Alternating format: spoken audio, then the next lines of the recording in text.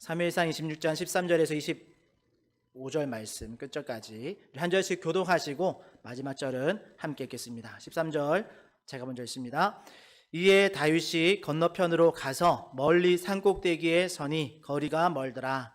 다윗이 백성과 넬의 아들 아브넬을 대하여 외쳐 이르되 아브넬아 너는 대답하지 아니하느냐 하니 아브넬이 대답하여 이르되 왕을 부르는 너는 누구냐 하더라.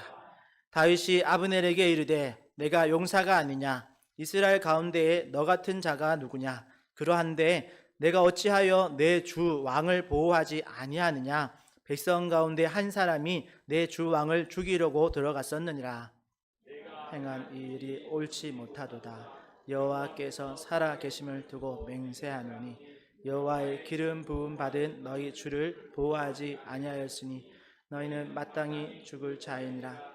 이제 왕의 창과 왕의 머리 곁에 있던 물병이 어디 있나 보라 하니 사울이 다윗의 음성을 알아듣고 이르되 내 아들 다윗아 이것이 내 음성이냐 하는지라. 다윗이 이르되 내 주 왕이여 내 음성이니이다 하고 또 이르되 내 주는 어찌하여 주의 종을 쫓으시나이까. 내가 무엇을 하였으며 내 손에 무슨 악이 있나이까.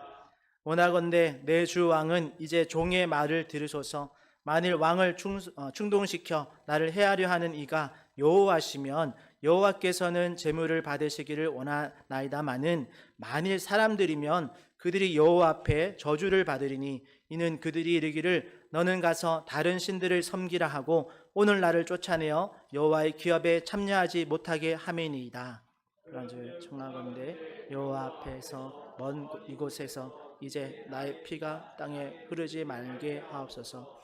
이는 산에서 메추라기를 사냥하는 자와 같이 이스라엘 왕이 한 벼룩을 수색하러 나오셨음이니이다.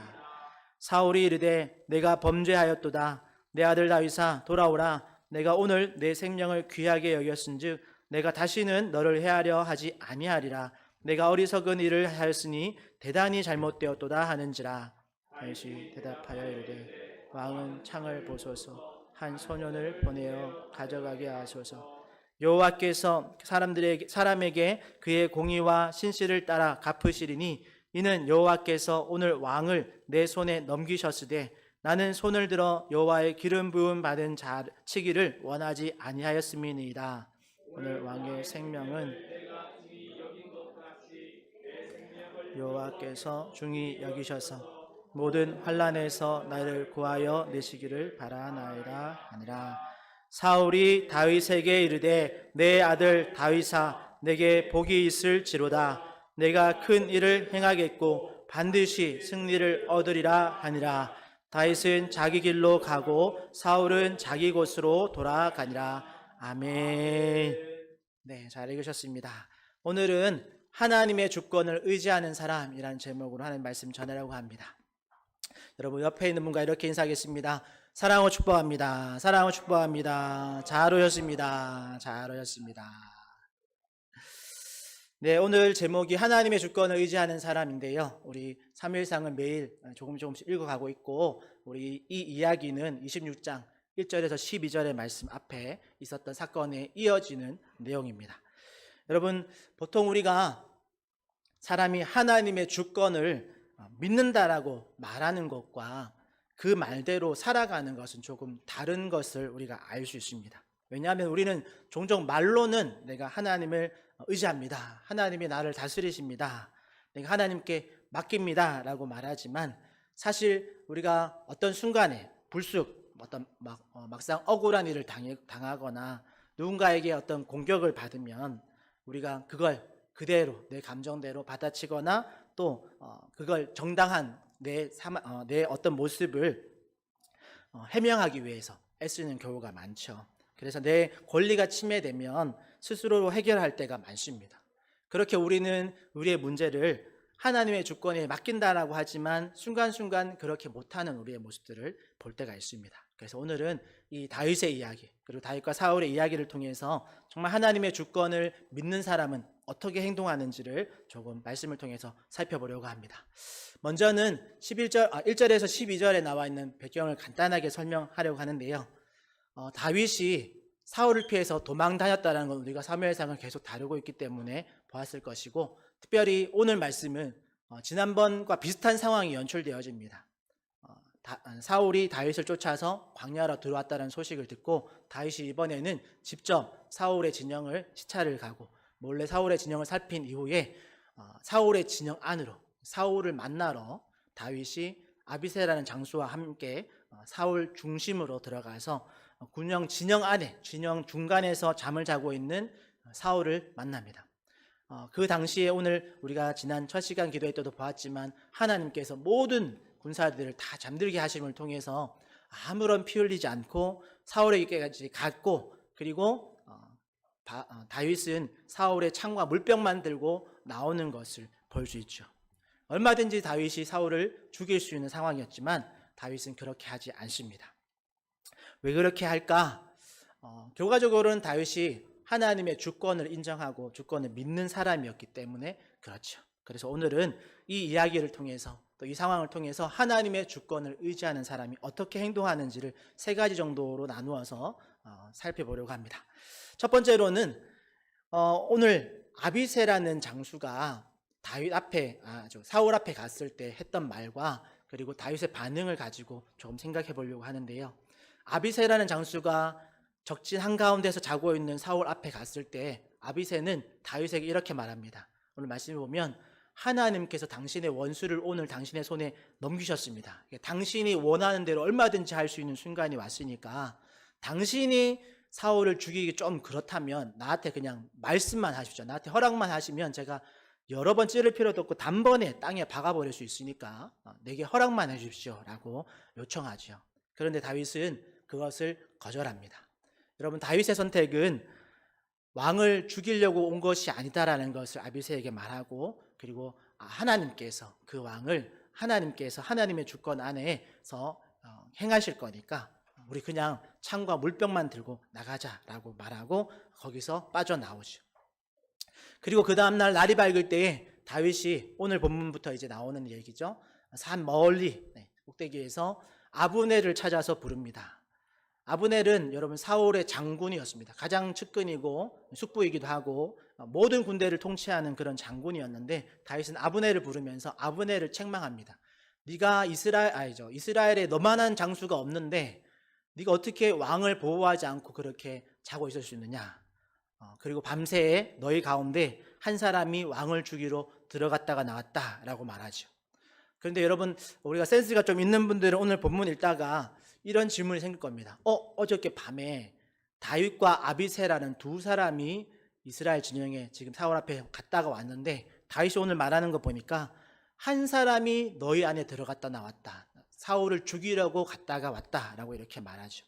그래서 이게 뭔가 그 다윗이 뭔가 잘못 알았거나 또는 거짓말하는가 이렇게 생각할 수 있는데, 여러분, 우리가 이제 계속 읽어왔지만 어저께 그 1절에서 12절의 말씀에서도 그렇고 앞서서 방금 보았던 그 장면에서도 그렇고 다윗의 말이 정확한 겁니다. 왜냐하면 여러분, 아비새와 다윗이 사울 앞에 갔다 왔지만 사실 다윗은 처음부터 들어갈 때부터 사울 왕을 죽일 마음이 없었습니다. 죽이려고 들어갔던 게 전혀 아닙니다. 그러니까 아비새만이 사울을 죽이려고 들어갔던 거죠. 다윗을 쫓아서. 그러나 다윗의 거절함을 통해서 죽이지 않고 그냥 증거품만 창과 물병만 가지고 나와서 지금 다윗이 지금 이 모든 군사들 앞에 또 아브넬 앞에 사울 왕 앞에서 자신의 무죄함을 증거로 삼는 겁니다. 여러분, 다윗의 이 말은 얼마든지 아브넬을 지금 혼내고 있는 이런 말, 너희들 군대가 이만큼 허술하다, 너희들이 아무리 지키고 있어도 내가 들어갔다 나오는 것 못 잡지 않느냐, 뭐 이런 것을 조롱하려고 하는 말이 아닙니다. 다윗의 말에는 어떤 의미가 포함되어 있냐면 내가 결코 여호와의 기름 부음 받은 자 왕을 죽일 마음이 없다라는 것이 하나 있고, 그리고 아브넬을 이렇게 질타한 것은 사실은 아브넬뿐만 아니라 아브넬의 후야에 있는 3,000명의 특수부대원들을 다 지금 이제 책망하는 것과 함께 내가 얼마든지 너희들을 어젯밤에 다 죽일 수 있었지만 죽이지 않았다라는 거죠. 그러니까 나는 너희들을 해할 마음이 전혀 없다라는 것을 모든 이스라엘 백성들의 군사들에게 이렇게 증명하는 겁니다. 내가 얼마든지 죽이려면 어저께 밤 사이에 너희들 다 죽일 수 있지만 죽이지 않고 물병과 창만 가져왔다라고 하는 거죠. 이만큼 다윗의 이야기에서 우리가 정말 자신의 손으로 문제를 해결하지 않는 그런 다윗의 모습을 보면서 이 말씀을 오늘날 우리에게 적용한다면 이렇게 적용할 수 있습니다. 여러분, 다윗이 얼마든지 사울을 죽일 수 있고 또 그 군사들을 다 죽일 수 있는 그 권한을 하나님께서 다윗의 손에 주어진다 할지라도 다윗은 죽이지 않습니다. 왜냐하면 그 왕을 세우신 하나님의 주권을 인정하기 때문이죠. 그리고 그 하나님께서 그 왕을 폐위시킬 것 또한 다윗이 인정하고 믿기 때문에 하나님의 때에 하나님이 정하신 방법으로 그 왕을 하나님께서 내리시고 또 나에게 대한, 다윗에 대한 그 왕의 기름 부음 받은 것을 이루실 것을 믿는다라는 겁니다. 그 믿음 때문에 다윗은 그 어떤 행악, 어떤 죄, 또 자신의 손으로 보복하려고 하는 모든 것들을 내려놓는다라는 거죠. 여러분, 그래서 정말 하나님을 믿는, 또 하나님의 주권을 의지하는 믿음의 사람은 여러분 이렇게 억울한 일을 당해도 죄를 짓지 않는다라는 것을 우리가 알 수 있고, 때로는 우리에게 손해가 되어지는 일을 만난다 할지라도 우리가 그것을 어떤 거짓말로 다르게 포장하는 것이 아니라 그 손해되어지는 상황에서도 우리가 정직하게 행하는 것을 우리가 볼 수 있습니다. 그리고 마지막으로는 내 방법이 아닌, 내 힘으로 내 방법이 아닌 하나님의 방법으로 그렇게 하나님의 일들을 감당하는 것을 볼 수 있습니다. 그러기에 여러분, 오늘 말씀을 잘 이해한다면, 여러분 우리가 하나님의 그 주권을 우리가 믿는다면, 여러분 우리의 손으로 어떤 문제를 해결하지 않는, 하나님께 맡길 줄 아는 그런 믿음의 사람들이 다 되시기를 축복합니다. 제가 말씀 준비하다가 제가 예전에 저희 교회 와서 어느 분에게 이런 말 한 적이 있는데 설교 때는 안 한 것 같아서 한 번 더 말씀드릴까 싶습니다. 저는 개인적으로 항상 이제 기도하면서 어떤 상황 안에, 물론 순간순간 성령님께 기도하면서 지혜를 구하기도 하지만 때로는 이런 기도를 할 때가 있습니다. 어떤 사람을 가르치거나 바로 잡아야 되거나 어떤 사안에서 개입해서 어떤 일을 이제 이렇게 바로 잡아야 될 경우에 제가 그런 기도를 많이 하는데요. 제가 이런 기도를 합니다. 기도문으로 표현하자면 이런 겁니다. 하나님, 저의 입술은 제일 마지막에 사용해 주십시오라는 기도를 할 때가 많습니다. 여러분, 이 말을 얼핏 들으면 목사가 자기 입술을 가장 먼저 사용해서 누군가를 바로 잡아야 줘야 되지 않을까라고 생각할 수 있는데, 제가 사역을 오래 하면서 경험적으로 또 말씀을 통해서 깨달은 바가 있습니다. 그게 뭐냐면, 여러분 목사의 목사의 입술은 마치 칼과 같습니다. 네. 왜냐하면 하나님의 말씀이 성령의 검인 하나님의 말씀을 다루는, 그것을 대언하는 그런 목사의 입술과 말은 여러분 칼과 같습니다. 그래서 자칫 사용하면 누군가를 찌를 수도 있고 누군가를 이렇게 잘라버릴 수 있는 그런 무게감이라 할까요? 그런 어떤 날카로움이 포함되어져 있습니다. 그래서 제가 그런 것들을 또 사역을 통해서 또 말씀을 통해서 알다 보니까 혹시라도 누군가를 바로 잡아줘야 될 때, 내가 이런 말을 해서 혹시나 그분이 상처를 받거나 그분이 잘려져 나가면 어떡하지라는 그런 두려움이나 어떤 무게가 있습니다. 그래서 제가 항상 기도할 때는 하나님, 저희 목사의 입술을 제일 마지막에 사용해 주십시오. 그래서 혹시나 누군가를 바로잡거나 누군가를 이렇게 교정해 주거나 아니면 어떤 상황에 딱 들어가서 그것을 어떤 소위 말하는 교통정리, 누가 옳고 그름을 판단해야 되는 어떤 상황이 나오면 저는 오히려 그 자리를 피하고 조금 더 시간을 가지게 하고 저의 입술이 제일 마지막에 사용되어지기를 기도하면서 기다립니다.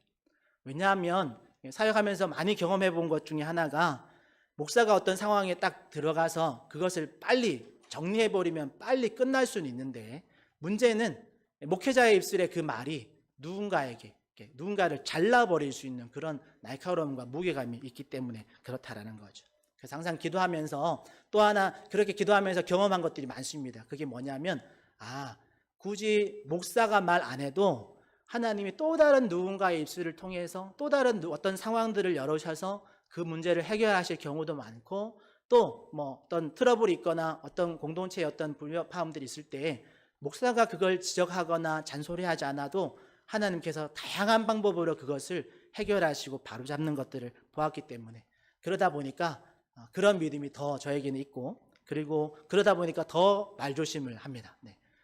그리고 뭐 우리 청년들이 한 번씩 그런 얘기 할 때 있는데, 제가 사역하면서 저 입사를 한 번씩 그런 말 많이 하거든요.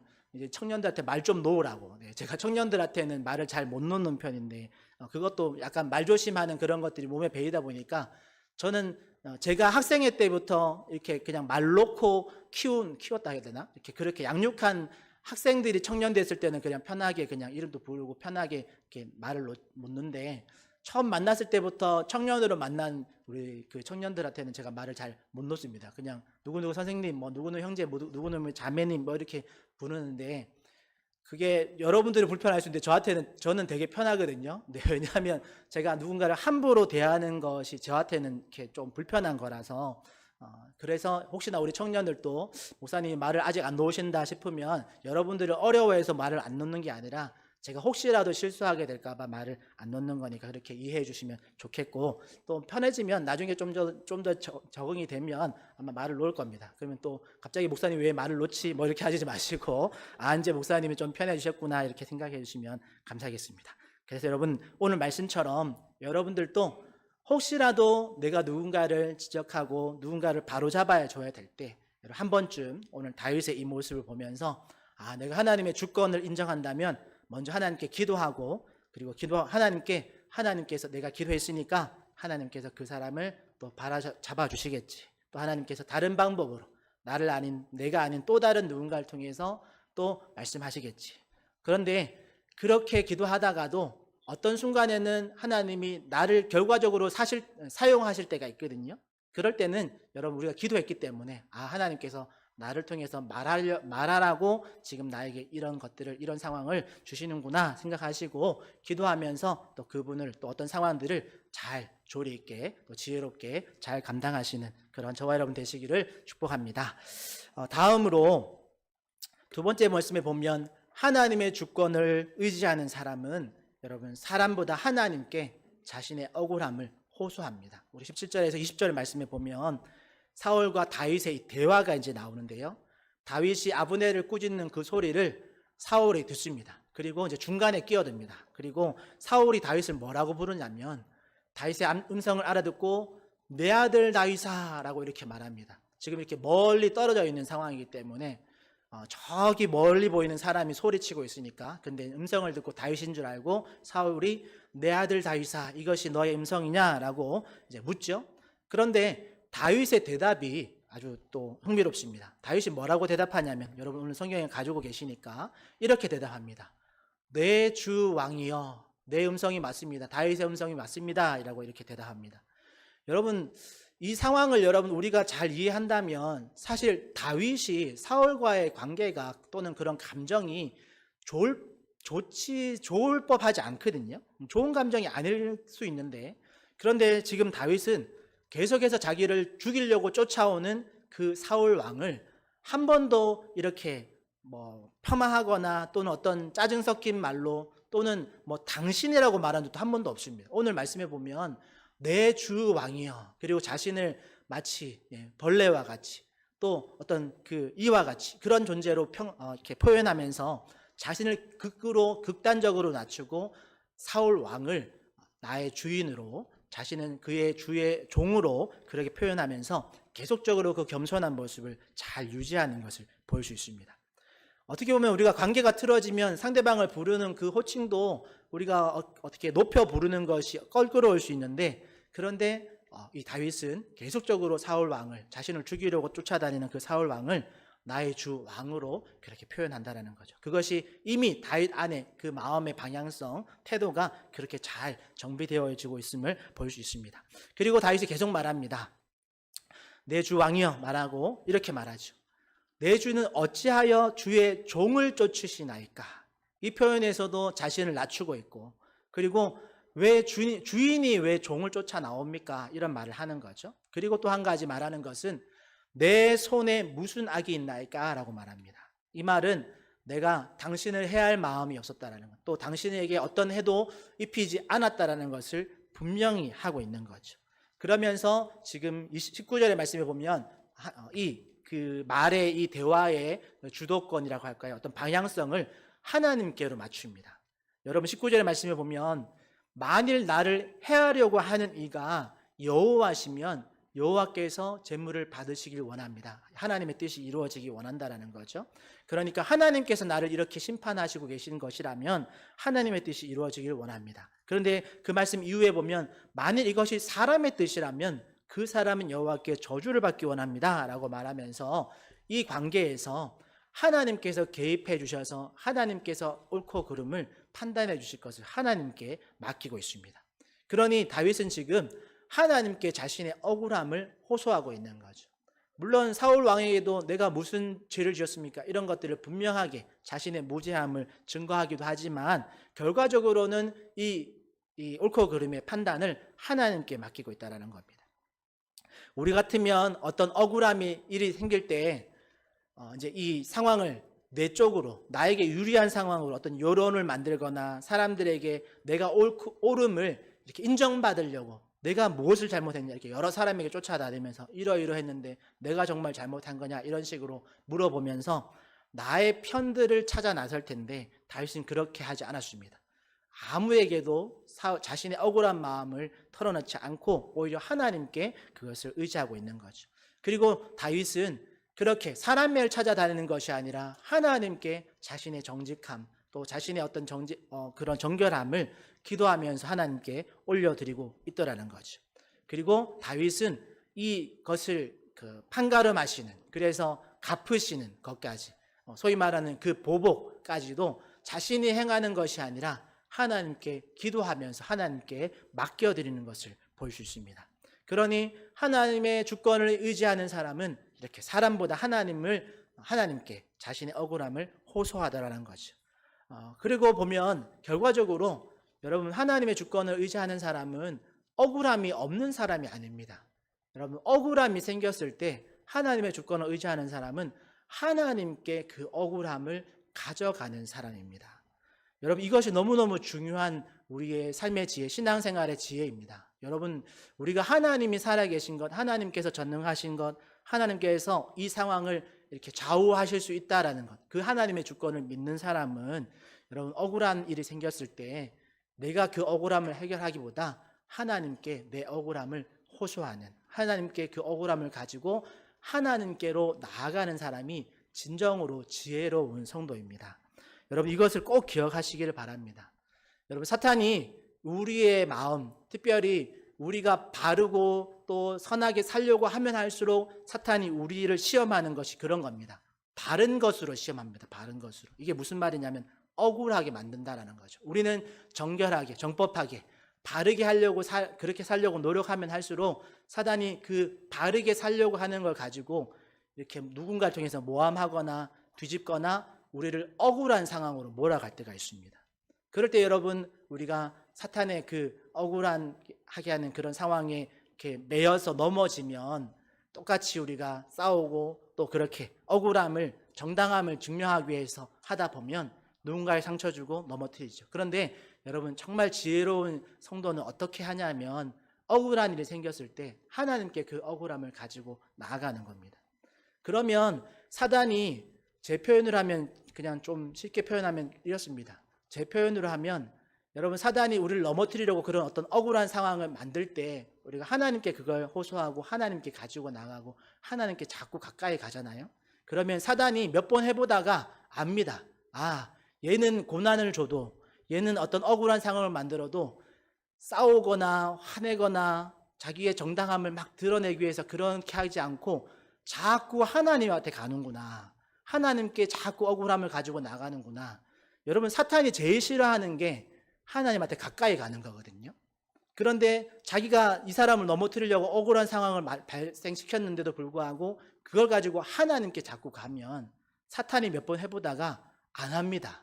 왜냐하면 하면 할수록 자꾸 하나님한테 가는데 뭐 하려고 그 상황을 만들겠습니까? 그러니까 여러분 지혜로운 성도는 여러분들의 마음에 어떤 문제들, 어려움들이 있을 때 여러분 자꾸 하나님께 가지고 나가는 성도입니다. 그러면 사단이 몇 번 해보다가 더 이상 그 부분을 가지고 여러분을 넘어뜨리려고 하지 않을 겁니다. 왜냐하면 넘어뜨리려고 하면 할수록 하나님께 가까이 가니까요. 여러분 이건 우리 신앙 안에 모든 것에 적용할 수 있습니다. 여러분들의 마음을 흔드는 무엇인가가 있을 때 여러분 그걸 가지고 사람에게 가거나 사람과 싸우거나 사람과 대적하려고 하지 마시고 하나님께 가지고 나오십시오. 또 특별히 여러분 그 교회 항상 열려 있으니까 여러분 비번 다 아니까 언제든지 여러분 그런 상황 생기면 교회 와서 하나님께 나와서 기도하시고 하나님께 소위 말하는 하나님께 고소 고발 다 하시고 하나님께 여러분들의 억울한 마음 털어놓으시면 하나님께서 여러분들의 마음에 평안함을 주실 뿐만 아니라 하나님께서 그 상황을 해결해 주실 줄 믿습니다. 그리고 마지막으로 하나님을 의지하는, 하나님의 주권을 의지하는 믿음의 사람은 여러분 하나님의 판단의 때를 기다립니다. 왜냐하면 하나님께 기도했기 때문에 하나님께서 해결해 주실 것을 믿기 때문에 기다릴 수 있게 되어집니다. 오늘 말씀 21절에서 25절 말씀에 보면 사울이 다윗에게 이렇게 말합니다. 여러 말을 하는데 여러분 보십시오. 사울이 지금 다윗에게 자기의 목숨을 걷어갈 수 있는 상황에도 자기를 살려준 그 다윗에게 내가 잘못했다. 내가 범죄했다. 내가 너 해하려고 한 거 분명히 죄다. 다시는 너를 해하지 않겠다. 그리고 내가 어리석은 일을 했고 대단히 내가 잘못했다라고 21절에 말하고 25절에서는 너가 큰 일을 행했기 때문에 반드시 너가 승리할 것이다. 내가 이렇게 패전할 것이고 너가 승리할 것이다 라고 이렇게 말합니다. 어떻게 보면 사울이 자신을 살려준 것에 대한 어떻게 보면 감사의 어떤 표현일 수도 있고, 그리고 자신의 죄를 분명히 내가 실수했구나, 내가 또 하나님의 그런 종을 또 건드렸구나, 뭐 이런 걸 깨달음을 통해서 자신의 잘못을 뉘우칩니다. 그런데 여러분 이 장면이 사실 우리가 사무엘상을 쭉 계속 읽어오고 있기 때문에 이 장면이 결코 처음 보는 장면이 아닙니다. 왜냐하면 지난번에도 그 엔게디 광야에서 굴에서 자기가 죽음 당할 수 있을 때에도 다윗이 죽이지 않고 자기의 겉옷 옷자락만 잘랐을 때에도 이런 말을 또 했었거든요. 자기가 잘못했다라고, 자기가 잘못한 걸 깨닫는다고, 다시는 너를 해하지 않겠다고, 그리고 너는 왕이 될 거라고 이렇게까지 다 말했었는데, 여러분 사울이 결과적으로는 그 맹세를 지키지 못합니다. 왜냐하면 사울은 계속 그 자리에 그 올무에 계속 넘어지고 있기 때문에 그렇습니다. 진정으로 회개하고 돌이켰다면 하나님께 맡기고, 사울도 마찬가지 하나님께 맡기고 하나님의 뜻이 이루어지기 위해서 겸손히 자신의 자리를 하나님께 내어드렸을 텐데 사울은 결코 그 자리를 내어놓지 않습니다. 그렇기 때문에 나중에 또 그 올무에 똑같이 걸려서 넘어지는 거죠. 그런데 여러분 오늘 이 말을 듣고 다윗의 반응이 조금 특이합니다. 여러분 오늘 이 말을 듣고 다윗은 사울 왕에게 지난번에도 그 말 했지 않냐고, 지난번에도 하나님 이름 가지고 맹세했는데 왜 또 나 쫓아오냐고 이렇게 따지지 않습니다. 다윗이 전혀 그 사울의 말에 대꾸하지 않습니다. 그리고 사울의 말 안에 보면 내가 이만큼 큰 잘못을 했으니까 나를 용서해다오, 그리고 나에게 돌아오라라고 말합니다. 오늘 우리가 읽은 것에 보면 나에게 돌아와라, 내 아들아 나에게 돌아와라. 그런데 다윗은 사울의 말을 믿지도 않고 그리고 사울에게 돌아가지도 않습니다. 그러니까 사울의 말에 지금 다윗이 흔들리지 않는다라는 거죠. 사울이 하나님의 이름으로 맹세한다고 해서 그 말을 덜컥 믿지도 않고, 또 사울이 나에게 돌아와라, 내가 너 해하지 않겠다라고 한다고 해서 덜컥 돌아가지도 않습니다. 여러분 지금 다윗은 사울의 말에 좌우되지 않는다는, 흔들리지 않는다라는 것을 우리가 알 수 있죠. 왜냐하면 다윗은 지금 사울의 말에 흔들리는 것이 아니라 하나님의 말씀에 귀 기울이고 있기 때문에 그렇습니다. 특별히 23절의 말씀에 보면 다윗이 이렇게 말합니다. 여호와께서 사람에게 그의 공의와 신실을 따라 갚으시리니. 다윗 안에 이런 믿음이 있는 겁니다. 하나님은 사람의 그 공의와 신실함을 따라서 갚으시는 분이다. 그러니까 이 말씀을 믿는 자로서 다윗은 하나님 앞에서 계속해서 공의롭게 신실하게 살려고 노력하는 것이고, 또 하나님께서 사울 왕을 보셨을 때 사울 왕이 만약에 여호와 앞에서 공의롭게 신실하게 살지 않는다면 하나님께서 그 사울 왕을 처벌하실 것에 대해서 믿는 믿음으로 이 말을 하고 있는 거죠. 이런 말씀에 대한 믿음이 다윗에 있기 때문에 지금 다윗은 그런 사람의 말에 흔들리는 것이 아니라 하나님의 말씀을 의지해서 든든하게 설 수 있는 겁니다. 결과적으로 하나님의 판단과 때를 기다리는 그런 하나님의 주권을 의지하는 그런 성도의 삶 안에는 여러분 사람의 평가에 대해서 흔들리지 않습니다. 여러분 사람들은 사람의 평가에 대해서 흔들립니다. 사람의 평가가 어떨 때는 좋을 때도 있고 어떨 때는 나쁠 때도 있죠. 그런데 여러분, 하나님은 하나님의 판단은 항상 변하지 않고 우리를 동일한 기준으로 보시고 동일하게 우리의 모습을 살피십니다. 그러니까 여러분, 사람의 판단과 하나님의 판단, 어떤 것이 더 중요한지를 잘 기억한다면 여러분, 사람의 판단에 우리의 마음이 좌우될 이유가 없는 거죠. 다음으로 여러분, 하나님의 때를 기다릴 줄 아는 그런 믿음의 사람은 지금 당장 내게 어떤 결과가 보이지 않아도 여러분 괜찮습니다. 왜냐하면 하나님의 때를 기다릴 수 있기 때문에 그런 거죠. 여러분, 다윗이 만약에 지금 당장 어떤 결과를 기다렸다면 사울에게 따졌을 겁니다. 지난번에도 이렇게 말했는데 왜 지키지 않냐고, 오늘 또 어겼는데 어떻게 할 거냐고 뭐 이렇게 따지겠지만 다윗은 따지지 않습니다. 왜냐하면 사울 왕의 말을 믿는 것이 아니라 하나님의 때를 기다리고 있기 때문에 다윗이 사울과 이렇게 대적하지 않고 하나님의 때를 기다리면서 하나님께서 행하실 것을 신뢰하면서 기다리고 있기 때문에 그런 거죠. 마지막으로 여러분, 내 미래를 사람의 손이 아닌 하나님의 선에 맡기는 사람이 하나님의 때를 기다리는 사람입니다. 여러분, 이게 약간 라임처럼 이렇게 단어가 이렇게 연결되어 있는데 여러분, 여러분들의 미래를 사람의 손에 맡기지 마시기를 바랍니다. 하나님의 선에 맡기시기를 바랍니다. 여러분, 사람의 손에 맡기면 그 사람에게 복종해야 되고 그 사람의 마음에 들어야 됩니다. 그런데 여러분, 우리의 삶을, 우리의 미래를 하나님의 선에 맡기면 여러분, 우리가 때로는 넘어지고 실수하더라도 하나님의 선에 맡기면 하나님께서 우리를 선하게 바로잡아 주시고 선하게 이끌어 갈 줄 믿습니다. 그러기에 여러분, 하나님의 때가 가장 정확하고 가장 선하다라는 것 꼭 기억하시고 그 믿음 때문에라도 우리의 삶을 하나님께 맡기는, 하나님의 주권에 맡기는 그런 저와 여러분 되시기를 축복합니다. 결정적으로 오늘 말씀을 정리해보면 우리 안에 이런 질문이 꼭 필요합니다. 내가 정말 하나님의 주권을 신뢰하는 사람인가? 그냥 말로만 하나님께 맡깁니다, 하나님의 주권을 인정합니다 라고 그렇게 말로만 그렇게 하고 있진 않은가? 내 삶이 정말 하나님께 주권에 맡기는 그런 삶을 살고 있는가? 여러분, 잘 점검해 보시기를 바랍니다.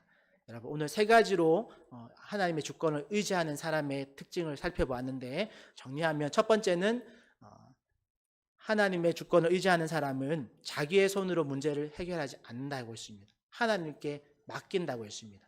그러니까 내 힘으로 하기보다 하나님께서 행해 주시기를 기대하고 또 나보다 또 다른 사람을 누군가를 사용하실 수 있다면 그 사람을 통해서 하나님 해결해 주십시오. 내 손에 맡긴다면 내가 물론 하겠지만 또 다른 누군가를 통해서 내 손이 아닌 하나님의 손으로 행해 주십시오 라고 기도할 수 있는 사람이고, 두 번째로는 자신의 억울함을 하나님께 가지고 간다고 했습니다.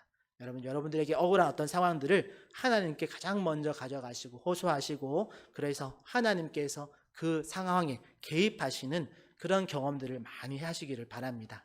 끝으로 여러분, 하나님의 판단과 하나님의 때를 기다린다고 했습니다. 여러분, 내가 어떤 상황을 내가 해결하는 것이 아니라 하나님의 때를 기다리면서 여러분, 하나님께서 행하심을 우리가 볼 수 있는, 또 그래서 우리가 하나님께 맡기고 기도하고 기다림을 통해서 하나님께서 우리 가운데 역사하시는 것들을 볼 수 있는 우리 모든 성도들 되시기를 축복합니다.